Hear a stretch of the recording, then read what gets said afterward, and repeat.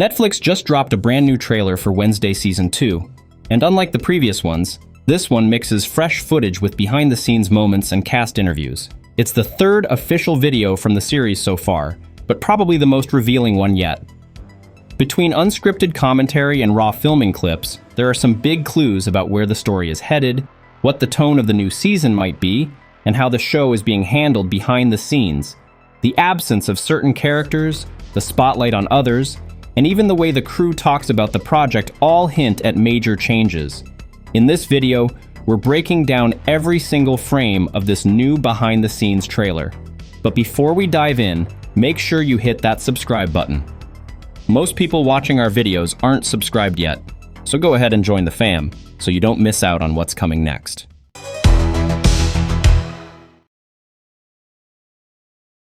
Right at the start of the trailer, we see Wednesday walking down a hallway that looks eerily clinical. There's a security guard in the far left corner of the frame, barely in focus, and the silence in the scene makes everything feel tense. Like she's entering some kind of high-security, controlled environment, most likely Willow Hill Hospital. Now this scene is one of the coolest moments in the whole trailer. We get a behind-the-scenes look at how Thing is brought to life, played by Victor Dorobantu. You can see the cinema camera front and center, while Victor, suited up in that classic blue chroma key outfit, carefully manipulates the hand on top of a typewriter. Judging by the setting, it's probably the Nevermore dorm room shared by Wednesday and Enid. In this next shot, we see Emma Myers fully in character as Enid Sinclair, on the set that looks like the Nevermore dorm room. On the left side of the frame, you can spot part of the main camera rig in action, which tells us this isn't just a rehearsal, it's a real scene being filmed. The soft, diffused lighting and the camera's focus on Emma's surprised expression hint at a moment of tension or shock for Enid, possibly a key narrative transition. Including this clip in the behind-the-scenes trailer feels intentional, like a signal that Enid is still a major player in Season 2, maybe even more so than before. The visual styling around her remains consistent too, the pastel tones, the cozy dorm vibe, all pointing to a direct continuation of her character arc and the space she inhabits in the storyline.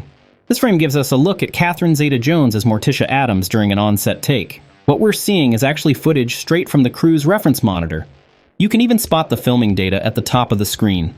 Frame rate, shutter speed, aperture. All signs point to a high-end, tightly controlled shoot. Morticia is shown walking through an arched doorway flanked by stained glass, a setting that clearly echoes the Gothic architecture of Nevermore Academy. Her costume sticks to the iconic Morticia silhouette, but there are subtle updates. The textures and finishing touches have a more modern flair, while still preserving her elegant, commanding presence as the Addams family matriarch. What really stands out in this shot is the softness in Morticia's expression. Her faint smile leaves room for multiple interpretations. Is it warmth? Irony? Quiet confidence? Maybe even a touch of provocation? That kind of ambiguity is exactly what makes this moment so compelling. Including Morticia in the promotional footage sends a clear message. She's not just a background presence this season. Her role is still meaningful. And it also shows that the creative team wants to highlight the actors' subtle performances, not just the big dramatic scenes. It's about the details, the micro-expressions, the energy they bring, even in the quietest moments. In this part of the trailer, we see Jenna Ortega as Wednesday delivering part of her narration. And she's standing in front of a striking backdrop, the interior of Nevermore's iconic clock tower. The set design is hard to miss with its massive gears and that looming circular clock face behind her. This location has already popped up in other promo materials and seems to be getting a lot of visual attention, which, as I've pointed out in earlier videos, might be a clue that it plays a key role in the upcoming storyline. While speaking, Jenna calls Wednesday one of the coolest characters of all time. And honestly, she's not wrong. But the setting of this interview doesn't feel like a random choice. It could be foreshadowing something big. The repeated spotlight on the clock tower makes it a strong contender for a major scene, maybe even the season's final showdown with the main villain. This frame shows Jenna Ortega as Wednesday, seated in a chair and surrounded by ropes. The lighting is stark and focused, almost like a spotlight, the kind you'd see in an interrogation scene or some dramatic moment of exposure. Now this setup could go in one of two directions. One possibility is that we're looking at an actual scene from Season 2, maybe a moment where Wednesday's being questioned or put under pressure. But there's also a chance it's just part of the official promo shoot. A few weeks back, Netflix released a promo image with this exact visual setup, so this could be behind the scenes of that, rather than a moment from the storyline itself. Either way, the mood is intense and theatrical, totally in line with the show's aesthetic. Here in this behind-the-scenes shot, we see Tim Burton front and center chatting with members of the crew. Off to the right is Jenna Ortega, fully in costume as Wednesday but looking relaxed. Hands in her pockets, eyes focused, clearly engaged. They're filming on an outdoor set that looks like it could be Nevermore's courtyard, with a few background actors milling around. The moment feels even more layered when you consider Jenna's own comment from the trailer. She says how fun it was to step back into Wednesday's world. It's a casual remark, but it speaks volumes. There's a real sense of comfort and connection to the character now, not just as a role she plays, but as a world she's deeply invested in. And here's the big shift. Jenna isn't just returning as Wednesday. She's also stepping in as a producer this season. That means she's got a hand in the creative direction, shaping not just her performance, but the entire vision of the show. It's not just a comeback, it's a level up. In this scene, we see Tim Burton right in the middle of the action, casually interacting with the cast and crew in what feels like a genuinely relaxed, behind-the-scenes moment. He's directing a scene with Jenna Ortega just a few steps away, and the vibe is noticeably light and collaborative. During this part of the trailer, we hear Tim Burton himself narrating, saying that working on the series was extremely enjoyable, and that he absolutely loves the cast. On the surface, it might sound like a simple, feel-good statement, but coming from Tim Burton, it hits differently. He's famously selective, often reserved, and very particular about the projects he attaches his name to. So hearing that kind of genuine affection and enjoyment from someone with his legacy, it's meaningful. It shows he's not just directing. He's creating in a space where he feels inspired, with a team he chose and believes in. And that energy? It's all over this trailer. In this scene, we see Luis Guzman as Gomez Addams inside what looks like one of Nevermore Academy's student dorms, complete with bunk beds, tall windows, and that soft, moody lighting. Visually, this kind of setting marks a shift. The Addams family isn't just visiting this time. They're becoming part of the world. As this scene plays, we hear Tim Burton explaining that one of his goals for Season 2 was to bring the Addams family deeper into the main storyline. It's a simple line, but a strategic one. It sets the tone. Their presence won't be a cameo or side plot, it's going to be central. Right after that, showrunners Al Gough and Miles Miller double down on this idea.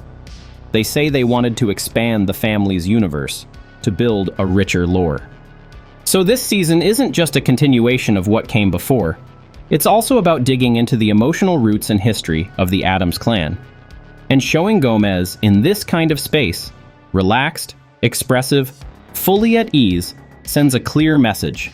He's not just visiting Wednesday's world anymore, he belongs in it. That comfort, that integration into what used to be a space dominated by the younger generation, signals a major shift in the season's dynamic. In this shot, we see Gomez and Morticia Addams already inside Nevermore, likely marking Wednesday's first day back at school. Just behind them stands Lurch, now played by Joonas Suotamo. Yes, the same actor who took on the role of Chewbacca in the recent Star Wars films. He's stepping into the role this season, taking over from George Bursea. The trailer doesn't make a big deal out of the casting change, but Lurch's presence in the background, with a slightly updated look, quietly confirms that he'll have an active role in the season. It's a subtle but significant signal. Narratively, this reinforces what we've been hearing. The writers are making a clear move to weave the entire Addams family deeper into the setting and the story. They're not just guests in Wednesday's world anymore. They're part of its fabric. Next up, we get a full-on close-up of Lurch sitting inside the Addams family car. And there's one detail that immediately stands out. Heterochromia. He's got two different colored eyes. Now, this wasn't just added for shock value. That trait actually did appear very subtly in a single scene back in Season 1. No explanation, no follow-up. Most people missed it, but here on the channel, we definitely didn't. We built entire theory videos around it, and the biggest one? That this Lurch might not be the real Lurch at all. The fact that the trailer now puts that heterochromia front and center, with a tight close-up and the camera lingering on his gaze, feels like a deliberate move. It's like the show is saying, hey, remember this, pay attention. One of the theories we've discussed is that Lurch could actually be Principal Weems in disguise, considering the shape-shifting we saw in Season 1. Another idea? He might be a new villain using his form as a cover to infiltrate the Addams household. Of course, none of this is confirmed yet, but the way this shot is framed, with zero subtlety, it screams narrative setup. They're telling us something. We just don't know what, yet. This frame brings back Fred Armisen as Uncle Fester, and he's in a seriously strange situation. He's strapped into a containment chair inside a clinical-looking room, surrounded by analog monitoring equipment. Leather restraints keep him locked down, and he's wearing a helmet wired with electrodes. In the background, we see two figures, one standing, one taking notes, which makes it feel less like a scene and more like an experiment. But the real kicker here isn't just the setting, it's what it might mean. If you've been following the Addams lore, you know Uncle Fester has a long history with electricity. He can generate and manipulate it naturally, usually played for laughs, sure, but it's a legit supernatural trait. So the question is, are they studying him because of that power? Are they trying to extract it, suppress it, or control it? The equipment in the room. It's all the kind of tech you'd use to measure voltage, current, and frequency. It screams electrical experimentation. This moment shifts the tone entirely. It suggests Fester isn't just comic relief this season. He might actually be seen as a threat, or at least as someone with influence over what's to come. And that could make his role in Season 2 way more important than expected. In this frame, we see the Addams family gathered in front of a glass-paneled door inside what looks like an old, forgotten parlor. The room is filled with covered furniture, preserved decor, and a sense of elegant decay. Floral wallpaper, stained glass, and that eerie, untouched vibe. If it feels familiar, there's a reason. The aesthetic here strongly resembles the house where Marilyn Thornhill, aka Laurel Gates, lived while undercover in Season 1. That space was central to her plans and became one of the most visually iconic and mysterious locations in the entire series. As this image plays, the show's producers talk about how Season 2 will expand the arcs of the characters and the world of Nevermore. And this scene seems like a direct visual reflection of that mission. Not just moving forward, but digging deeper into the secrets already in play. Revisiting Thornhill's house could mean one of two things. Or maybe both. Uncovering a new layer of the mystery she started, or finally revealing consequences from her storyline that haven't fully played out yet. This next frame gives us an exterior shot of the house we saw moments earlier. It's nestled in a clearing surrounded by trees, and there's a sign on the left that seems to read Ravenwood Cottage. It looks like the outside of the same location we just saw the Addams family exploring, which suggests something big. This could be the place where Tyler was manipulated, and where part of Laurel Gates' central plan unfolded. The fact that the trailer is highlighting this location, and now showing the Addams family inside it, points to one thing. Season 2 is circling back to the mystery Laurel Gates left behind. It's a continuation, not a reset. This ties directly into what the producers say mid-trailer, that this season is all about expanding existing arcs and deepening the mythology of Nevermore and its characters. So Laurel's story? It's not over. Her influence, or the consequences of her actions, are still echoing through the plot. In this frame, we see Lurch standing upright, holding a serving tray in front of a highly detailed wall. His outfit, white gloves, a formal suit, and an apron, is a direct nod to his classic role as the Addams family's loyal butler. What's unclear, though, is where exactly this scene takes place. At first glance, it could be inside the Addams mansion, but the very next shot raises some questions. We see the family entering a room drenched in pink tones, filled with furniture covered in plastic, vintage decor, porcelain figures, floral wallpaper, frilly lampshades. It's definitely not their usual Gothic aesthetic. But here's where it gets interesting. In the background, there's a sculpted fireplace, shaped like twisted roots and branches. And that exact same design element appears in the previous frame with Lurch. So while the style doesn't match the Addams signature look, this connection hints that we might be looking at the same location. So what's going on here? One theory is that the Addams family is taking over this place, possibly transforming it into a new base. Another possibility is that there's some deeper link between this pink, forgotten house, possibly Laurel's old residence, and the Addams mansion itself. That fireplace might be the key that ties them together. Now we see Thing, carefully pulling back a plastic sheet that's covering some kind of object, though the trailer never shows us what it is. The scene takes place in the same pink-toned room we saw earlier, which adds to the intrigue, and the way it's shot, it's very intentional. The camera stays tightly focused on Thing's movement, almost like it knows something major is hiding under there. It's slow, deliberate, and it's clearly building toward a reveal that the trailer is holding back. Whatever's under that plastic, it's meant to matter. A lot. Right after that moment, we see the entire Addams family gathered in the same room, now from the opposite angle, standing still, intently observing the space around them. It's the exact same setting, but now the focus has shifted to their reactions. And here's where the editing gets clever. The cut between these scenes is clearly intentional. It builds a visual and narrative hook. Just as Thing is about to reveal what's under the plastic, the trailer cuts away, leaving us hanging right at the peak of curiosity. It's a classic move: heighten the suspense, tease the audience, and save the reveal for later. Whatever's hidden in that room, it's important. And the fact that the whole Addams family is there, taking it in, that just raises the stakes even more. We then see the Addams family continuing their exploration of the floral, pastel-toned house. Morticia, ever poised and elegant, scans the room and deadpans, "Who decorated this place?" To which Wednesday fires back in her signature dry delivery, "A homicidal maniac." It's classic Wednesday, razor-sharp and morbidly accurate. Right after that line, the trailer cuts to a close-up of a picture frame on a dresser. Inside it, a photo of Marilyn Thornhill, played by Christina Ricci, smiling in a flower-filled garden, wearing the same outfit and hairstyle from her Season 1 disguise. The visual tone of the photo matches the house perfectly. Same colors, same unsettling charm. And with that single shot, the show confirms what many suspected. This house was hers, and her presence still lingers. Maybe literally, maybe metaphorically. This moment serves as a clear and direct confirmation. The house we've been exploring is indeed Laurel Gates' former hideout, not just some random location in the series. Wednesday's line works as a sharp bit of humor, but it also calls back to a core theme from Season 1.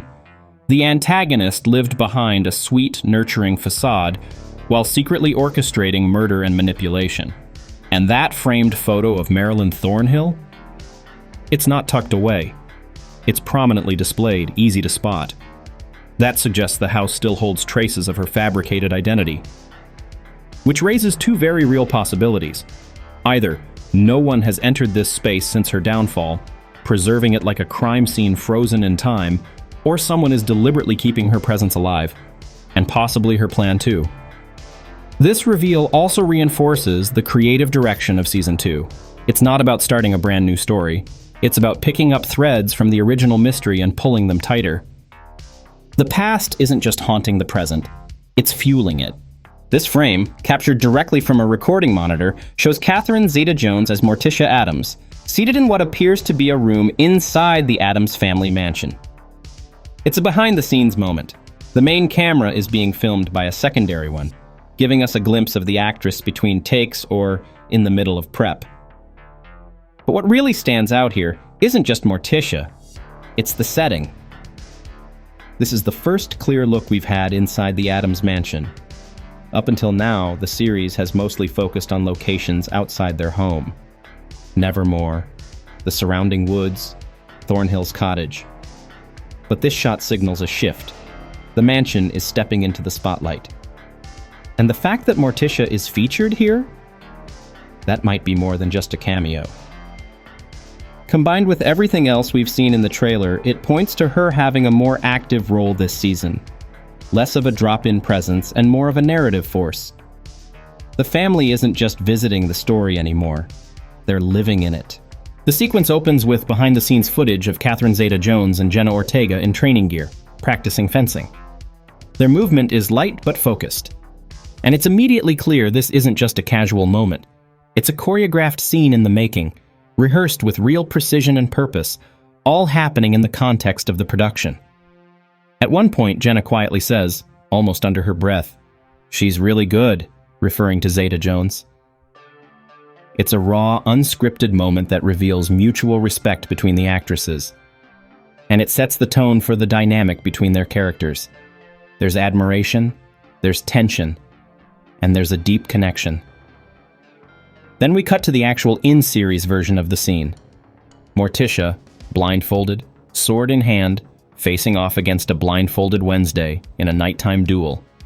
The blindfold, previously shown being tied on by Morticia, now takes on new meaning.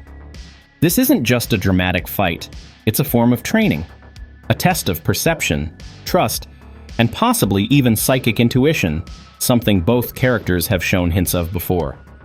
Fencing, traditionally, has been associated more with Gomez in the Addams family lore, but here, Morticia steps into that legacy, and it's not coming out of nowhere. If you remember from Season 1, there's a Nevermore class photo that shows a young Morticia as part of the school's fencing team. That detail is now paying off. This scene shows Wednesday standing at the center of the frame, hands clasped in front of her, with a serious, unreadable expression. She's in the distance, fully in focus, while Morticia appears in the foreground, slightly out of focus, watching her quietly. Visually, it's framed like a painting, symmetrical, tense, emotionally loaded. The camera does something subtle but powerful here. It isolates Wednesday in clarity while letting Morticia fade just slightly into the blur.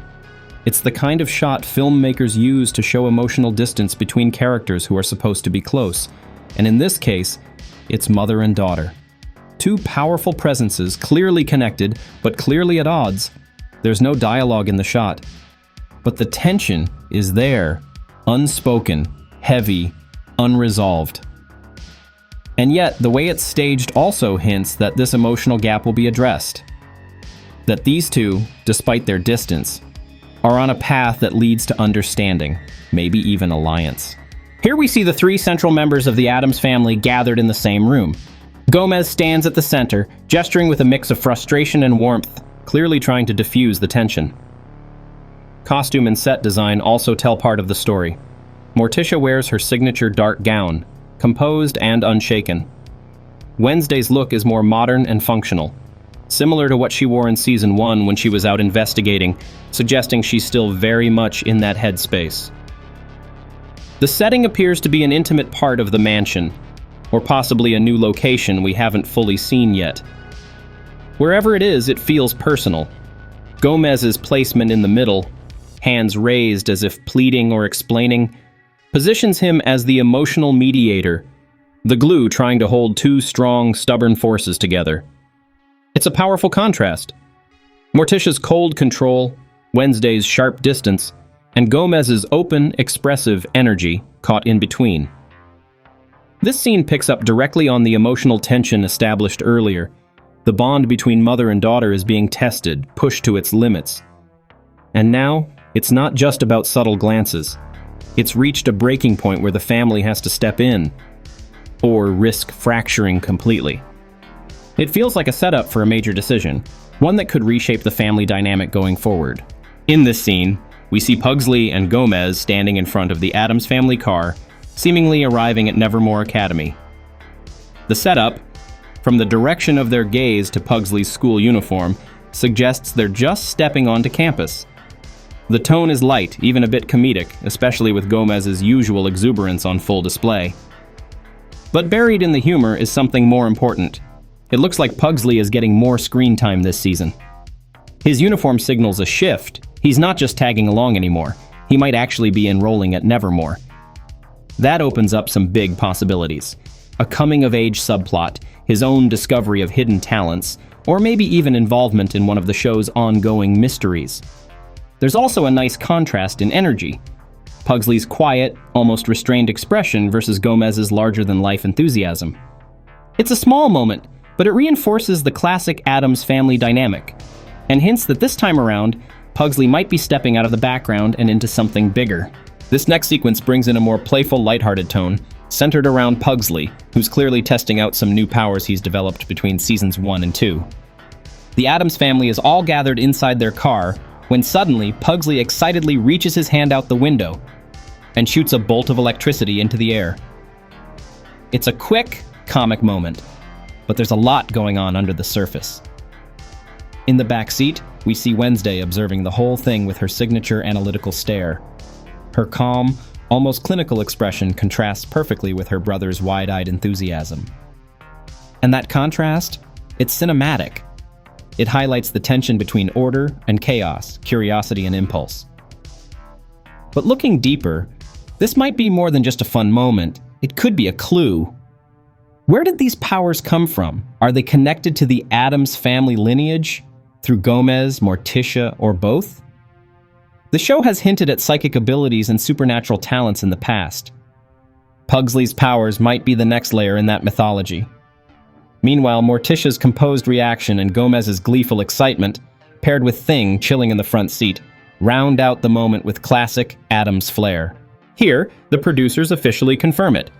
Pugsley is now a student at Nevermore Academy. Fans have been speculating about this move since season 1, wondering when, or if, he'd become more involved in the story. Now it's real. But what really stands out isn't just his enrollment, it's what comes with it. Pugsley's powers have evolved. We now see him clearly manifesting electrical energy, which immediately calls back to Uncle Fester, played by Fred Armisen, who showcased similar abilities last season. This parallel between Pugsley and Fester raises some big questions. Are these powers hereditary? Could they come from a specific branch of the Addams family tree? It's not just a fun connection, it's a potential clue. Especially considering what showrunners Al Goff and Miles Miller have been saying about Season 2, that they're digging deeper into the Addams lore, expanding the family's backstory and the ties that bind them. For Pugsley, this marks a major shift. He's no longer just the comic relief younger brother. With powers of his own and a place inside Nevermore, he's stepping into the story in a real way. In this sequence, we see Wednesday and Pugsley standing in front of a Nevermore school bus, both dressed in more casual outdoor gear. There are people milling around in the background and another bus in frame, clearly setting the stage for the much-anticipated school trip teased for this season. And of course, in true Addams fashion, Pugsley isn't carrying a backpack or a duffel bag. He's dragging a full-sized coffin behind him. Presumably, it's his sleeping bag, or his luggage, or both. It's a blink-and-you'll-smile kind of moment, absurd, deadpan, and perfectly aligned with the family's offbeat sensibility. But it also confirms that we'll be getting an outdoor camp storyline this season, a chance to see these characters outside the gothic halls of Nevermore and in a whole new chaotic environment. One of the most surprising and honestly exciting reveals from this new behind-the-scenes footage is just how much focus Pugsley Addams is getting this season. For most of the series so far, Wednesday's little brother has been more of a background character, popping in for comedic relief.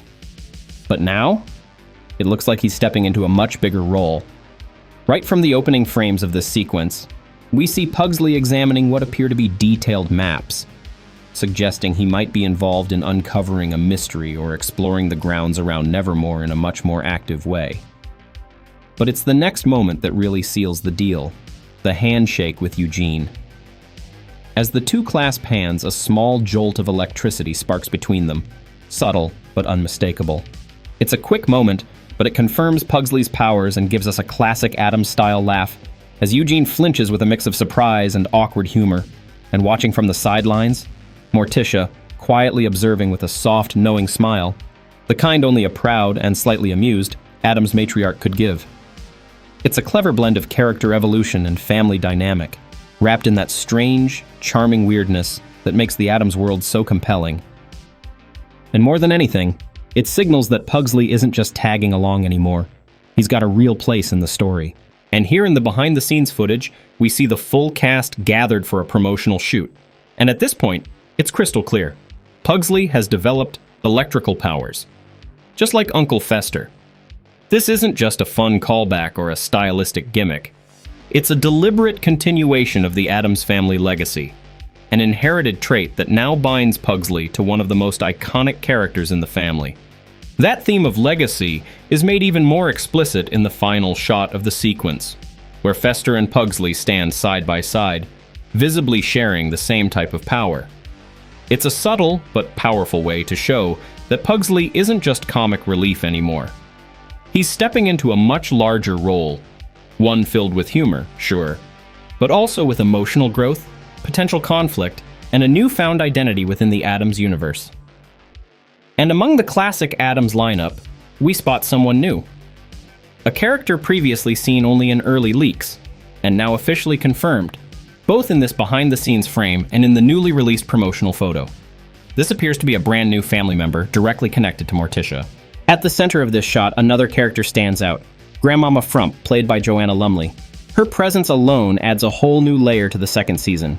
But if you look closely at the background, there's that clock again. The same ornate antique clock that has shown up in several shots throughout the trailer and behind-the-scenes material. In one sequence, we see Wednesday inside what appears to be a mausoleum, clearly in the middle of one of her investigative deep dives. The atmosphere is tense, silent, and unmistakably eerie, until the doors creak open. And that's when everything shifts. Standing there is Grandmama Frump, and the moment Wednesday sees her, her expression softens completely. For a split second, she lets her guard down and smiles genuinely, just like she did in Season 1 when she reunited with Uncle Fester. Here, we see Pugsley walking alone through the forest, likely off to explore something on his own, possibly following up on the map we saw him studying earlier.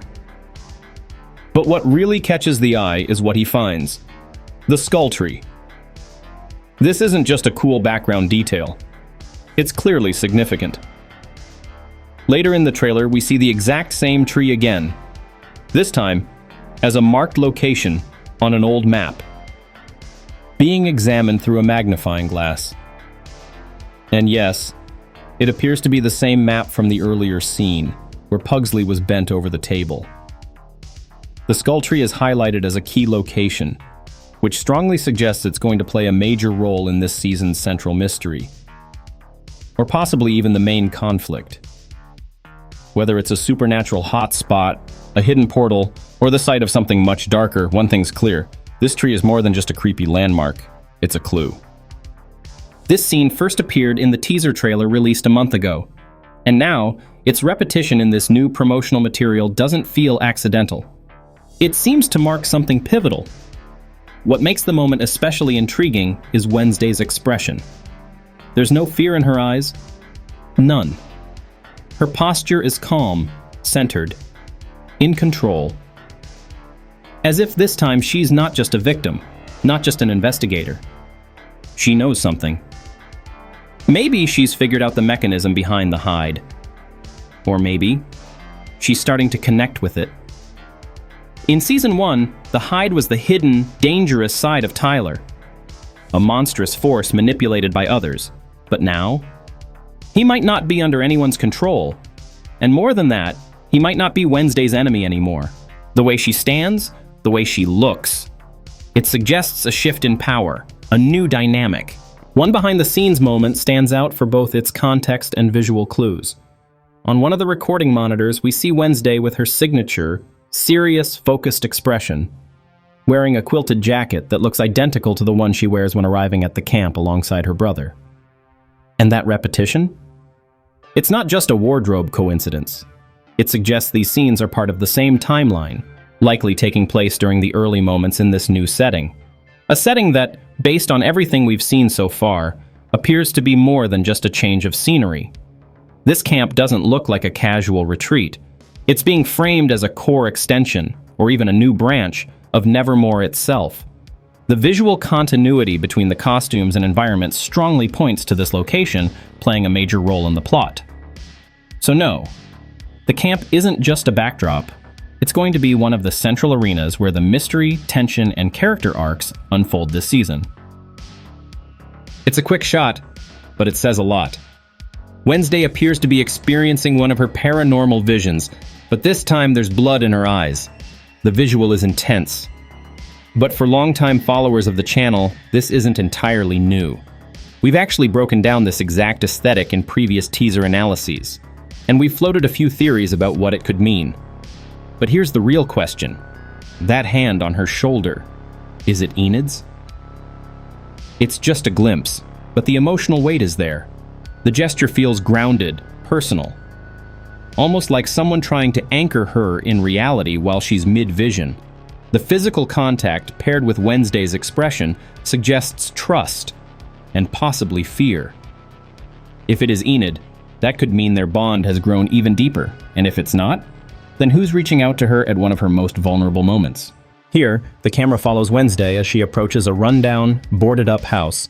The windows are sealed with wooden planks and spray-painted across the front in bold, dripping red. Evil lives here. It's not subtle, and it's not random. That kind of graffiti feels like a warning from the locals, a way of marking the place as dangerous, possibly cursed, definitely avoided. But what's even more telling is Wednesday's demeanor. She's not stumbling onto this place. She's looking for it. Her posture is deliberate, focused. She's here with a purpose. She's searching for something, answers, clues, maybe even a confrontation. It could be tied to the origin of the hide. Or maybe she suspects someone's trying to pick up where Laurel Gates left off. Another possibility? It connects to the stalker we saw teased in Season 1, the one watching her from the shadows. Whatever she's chasing, this isn't just a creepy set piece. It's part of the mystery. And Wednesday is walking straight into it. In this frame, we see Wednesday standing with Thing in front of what looks like a wooden structure, possibly the porch of an old cabin. The rustic flooring and side columns strongly suggest she's at the entrance of an aged, isolated building. And based on everything we've seen so far, it might be part of the same setting as the boarded-up house from the previous shot. This cabin theory gains even more weight when you consider what the showrunners have already confirmed. Season 2 will feature a full episode inspired by classic slasher films. And what's more iconic in that genre than a remote cabin in the woods? The setting here, rough timber, secluded vibe, eerie quiet, feels like a deliberate nod to that horror tradition. But knowing Wednesday, it won't just lean on the cliches, it'll subvert them. And with Wednesday, and Thing stepping into this space, you can bet something strange, or deadly, is about to unfold. This might be one of the most revealing frames in the entire trailer. A detailed drawing of the so-called skull tree being examined under a magnifying glass. The name is clearly marked on the map, and the illustration perfectly matches the eerie, skull-faced tree we saw earlier, the one Pugsley was walking toward. This visual connection doesn't just confirm the tree's significance, it anchors it firmly in the season's central mystery. The presence of a map points to a classic narrative device, a guided search, a quest for buried secrets or long-forgotten places. The use of the magnifying glass suggests close study, most likely by Wednesday or possibly even Pugsley himself. Either way, someone's digging deep, and this isn't a casual investigation. It's strategic, intentional, and crucial to the unfolding plot. Right after we see the map with the skull tree drawing, the narrative cuts to this new moment. Wednesday is shown holding a piece of paper, likely the same map we just saw under the magnifying glass. The lighting focuses squarely on her face, highlighting the weight of whatever she's just discovered. Her expression is sharp, tense, bordering on alarm. Next to her is Enid, watching closely, fully engaged. The framing of the scene makes it clear. This is a moment of revelation. A critical puzzle piece just fell into place. What's also notable is the setting. The scene clearly takes place in their Nevermore dorm room, not at the camp. The lighting, the decor, even their outfits confirm they're back at school. That detail reinforces the idea that while the camp might be a major location this season, the heart of the investigation, the strategic planning, still revolves around Nevermore. It's a quiet but intense moment, and you can feel it. Something big just clicked. The visual sequence is suddenly interrupted by a now familiar image from the earlier teaser. The notebook page featuring the drawing of the Black Tears. We've talked about this before on the channel. It came up in one of our previous breakdowns, where we analyzed recurring visual motifs tied to the season's larger mystery. But here, in this new context, it hits differently. Now it feels like it's directly responding to what's been unfolding in the narrative. The sketch is raw, frantic, almost panicked. The figure's eyes drip with inky black tears, and the repeated scribbling of the words "black tears" around the image gives it a sense of obsession, like someone trying to make sense of something overwhelming or prophetic. It doesn't feel random. It feels like a pattern. This isn't just a creepy drawing. It might be a supernatural symptom, a recurring manifestation connected to the mystery that Wednesday is trying to solve. And the notebook itself? It could be a kind of cipher, a key to decoding whatever force is lurking just beneath the surface of Season 2's story. Here, Morticia takes center stage, her expression calm but intense, eyes fixed on something just off-screen. The camera lingers on her face with a dramatic focus, capturing the subtle shift in her demeanor. There's no dialogue, but everything about the shot screams significance. The framing, the lighting, the stillness, it all points to a pivotal moment. She's facing something that matters, something that shakes her, not visibly but internally. Morticia is rarely rattled, so when the camera stops to show her like this, you know it's not just another scene.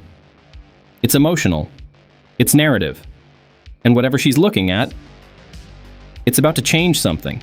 This scene shows Wednesday arriving at Willow Hill, and it's arguably one of the most revealing moments in the entire trailer, maybe even one of the most important of the season. Visually, it's crafted with striking symmetry. The building stands tall and foreboding, commanding respect, but also wrapped in a heavy atmosphere of isolation and mystery. Wednesday walks alone, carrying a small case, approaching the entrance with quiet determination. It feels like a shift in her arc, like she's not just reacting anymore, she's actively seeking, possibly confronting. Her arrival here suggests she's come to find Tyler. Not as a victim, not even as a detective, but as someone who needs answers. It's a move that feels personal and loaded with tension from their shared past. Her outfit adds another layer, a long, dark coat that evokes classic noir detectives, enhancing the investigative tone. And that case she's carrying? It's small, but it matters. It could hold documents, clues, or evidence she's pieced together. A subtle detail, but one that signals Wednesday isn't just following a mystery. She's about to crack it wide open. We're finally shown the inside of Willow Hill, and this sequence offers the clearest confirmation yet of Tyler's fate. He's officially being held there. Moments later, we see Wednesday approaching what appears to be his containment area. A guard stands posted at the door, and the entire setting is bathed in harsh, bluish lighting, the kind you'd expect in a high-security facility designed for truly dangerous individuals. The hallway is narrow, clinical, and cold, evoking the atmosphere of institutions made to suppress not just people, but powers. The edit cuts between shots of Tyler inside a reinforced cell. He's restrained with heavy, short metal chains, anchored directly into a steel wall. There's no freedom of movement and no interaction. This isn't just imprisonment. It's complete containment, both physical and possibly psychological. Everything about it suggests Willow Hill isn't a typical facility. It may be specialized in handling those with supernatural or monstrous spliced abilities. And if that's true, then Tyler's presence here ties directly into Wednesday's latest investigation. This visit could be one of the season's central turning points, a moment that connects the unresolved trauma of the Hyde with the deeper mystery Wednesday is trying to unravel now. The past isn't just resurfacing, it's been locked away, and she's about to open the door. Here, we see Morticia and Gomez sharing a classic moment inside the Addams family mansion. Scenes filled with that timeless chemistry fans know and love. The set design around them evokes a clear sense of nostalgia, with certain elements calling back to the 1960s TV series and even the original Charles Addams cartoons. But there's one detail in the background that really stands out: a gramophone. And this isn't just a vintage prop for atmosphere. The gramophone is a subtle but meaningful symbol, one that appeared frequently in Charles Addams's original illustrations for The New Yorker. It was practically a fixture in the Addams home, part of the quiet, eerie charm that defined the family's world long before they hit the screen. Its inclusion here feels deliberate, a quiet nod to the roots of the Addams legacy. It bridges the past and the present, tying this modern version of the family back to their earliest incarnation. Not through dialogue, but through design. Next, we see what appears to be an ordinary raven, until it turns its head, and one eye is revealed to be completely white. It's a striking visual, and likely not just an aesthetic choice. This detail might connect directly to something we've seen before, Lurch's mismatched eyes. That unusual trait has been a recurring symbol, and its reappearance here, in the form of a raven, feels deliberate. And let's not forget, Nevermore isn't just the name of the school, it's a direct reference to Edgar Allan Poe's The Raven. So here's the question. Is this raven just a thematic nod? Or is it connected to Lurch in a more literal way? Now we get a wide shot in the woods with Wednesday standing still among the trees, silently watching a cluster of police cars and ambulances gathered in the distance. It's a heavy moment. And it gains even more weight when we connect it to a detail from the previous trailer. The visual setup suggests that the location of this emergency is the same one Wednesday is observing now. The emergency vehicles are clearly stationed near a road that borders the forest. The framing makes it feel intentional, almost like a return to a crime scene. If we rewind to the incident briefly shown in the earlier trailer, the one we broke down here on the channel, it's possible this isn't just a random event. It might be tied directly to the bigger narrative. One theory? This incident could explain the absence of Xavier Thorpe in Season 2. Whether it's a disappearance, an injury, or something even more mysterious, it could be the catalyst for his absence, or simply one thread in a larger, unrevealed storyline. What's clear is that this isn't just background action. The framing, the silence, and Wednesday's stillness suggest this is personal, and deeply connected to whatever's about to unravel. This might be one of the most unsettling images in the entire trailer. We see gloved hands holding a photograph of Wednesday, but something's off. Her eyes have been carefully cut out of the picture. In the background, another photo of her is pinned to a wall, suggesting this isn't just someone watching her, it's someone obsessed, someone documenting her every move. It strongly suggests we're once again dealing with the mysterious stalker who sent cryptic messages at the end of Season 1. And here's where it gets even more chilling. If you compare this figure's clothing to earlier shots from the previous trailer we analyzed here on the channel, the outfit, gloves, hood, overall shape, matches the hooded, masked figure seen lurking in the shadows. That's no coincidence. But the real question lies in the act of cutting out the eyes. This isn't just a creepy gesture. It could mean something deeper. Throughout these trailers, eyes have become a recurring theme. Wednesday bleeds from her eyes during a vision. She and Morticia wear blindfolds while fencing. The Black Tears sketch keeps resurfacing. It's all connected. And now, we get a scene charged with rising tension. And once again, the use of a high, top-down perspective places the audience in the position of the captor, not the captive. Enid is shown chained next to a new, unidentified character. While we don't know who he is yet, his uniform clearly marks him as a fellow Nevermore student. Both of them are restrained with heavy chains, making it clear this is a situation of real physical danger. This isn't just symbolic, it's an actual kidnapping or confinement scenario, one that will demand escape, rescue, or both. What's especially striking is the way both characters look upward, simultaneously and with visible fear. It suggests they're being watched, or about to be confronted by something, or someone. And the industrial setting, with its cold metal walls and harsh lines, is a far cry from the gothic elegance of Nevermore. This is a new location, and likely a new layer of the mystery. Enid's presence here is key. She's long been a fan favorite, often more emotionally driven and supportive. But this setup suggests she's taking on a much more active role in the plot, caught directly in the conflict. And the new character beside her? His role is still unclear. Is he a victim too, or is there something more to him? It's a short scene, but one that hits hard. High stakes, new faces, and one of our core characters in serious danger, setting the stage for major developments ahead. This scene takes us back to the kind of dynamic that defined the relationship between Enid and Wednesday in Season 1. Equal parts emotional tension and sharp banter. We're back in the dorm room, and Enid is clearly upset. Frustrated, she delivers a standout line.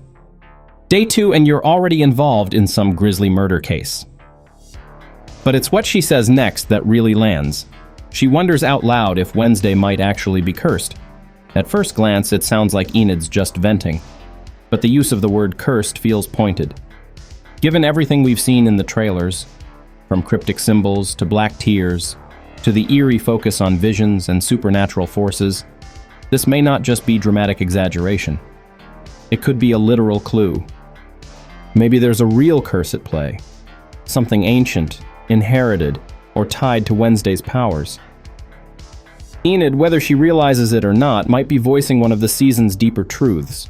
This moment blends emotional honesty with potential foreshadowing, and it recenters their friendship as one of the emotional anchors of the story, even in the middle of chaos, blood, and mystery. This sequence appears to depict a nighttime ceremony at Nevermore, likely marking the return of the students. The scale of the scene is grand, and nearly every major character is present, giving it the feeling of a major narrative reset or turning point for the season. It opens with a striking shot. Wednesday, seen from behind, standing before a large gathering of students. The framing is deliberate, placing her as the visual anchor of the moment. Given her role in the events at the end of Season 1, this composition suggests she's now stepping into a new kind of leadership. In the background of another frame, we see a massive sculpture, bird-like in shape. Based on its design, it seems to represent a raven, a direct nod to the school's name, Nevermore, and its roots in Poe's The Raven. Moments later, students are shown raising their arms in unison, performing synchronized gestures toward the sculpture. The coordinated movements, paired with the dramatic lighting and tone, suggest they're using special abilities, likely telekinesis, to activate or manipulate the sculpture. Adding to the weight of the moment, we see Morticia and Gomez watching the event unfold. Their expressions, a mix of admiration and pride, hint that they understand the significance of what's happening, and that this might be a pivotal step not just for Wednesday, but for the entire student body. This sequence reinforces the growing importance of special abilities among Nevermore students this season, with telekinesis taking a clear spotlight. But further in, we get a subtle and fascinating clue about Eugene's true powers. Previously known for his connection with bees, he's now shown alongside Pugsley standing in front of a terrarium filled with caterpillars. What makes this moment stand out is Eugene's expression. He's clearly thrilled. And more importantly, the way the insects move in response to him. The synchronized motion of the caterpillars suggests something more than coincidence. It hints at telepathic influence, or some form of insect-level control, expanding Eugene's ability from being just the bee guy to someone with a much broader affinity for arthropods, or even a deeper psychic link with living creatures. This scene quietly redefines his role, evolving him from quirky comic relief into a character with potential narrative weight. Together, these moments reflect a major thematic expansion for the season. The powers aren't just getting stronger, they're becoming more complex, more varied, and more central to the conflicts and discoveries ahead. Nevermore isn't just a school for the strange anymore. It's becoming a pressure point for something much bigger. This next sequence delivers one of the most visually chaotic contrasts in the trailer, and one we first glimpsed in the earlier teaser. The scene opens inside the dorm room shared by Enid and Wednesday, now completely overrun by students in full-blown chaos. Some are hanging from beams, others are racing around, shouting, laughing, interacting wildly. It's loud, messy, a total invasion of what is usually one of the show's most balanced spaces. Then the shot shifts. We see Wednesday enter the room. Her reaction? Classic, deadpan, disapproving. The camera cuts to a tight frontal shot of her face, perfectly capturing the exact moment she registers the madness. While we've seen a bit of this moment before, the new angle in this version reveals just how packed the room is and how disruptive the atmosphere feels, which makes Wednesday's reaction land with even more weight. And if you enjoyed this video, don't forget to hit that like button to support the channel, and subscribe if you haven't already.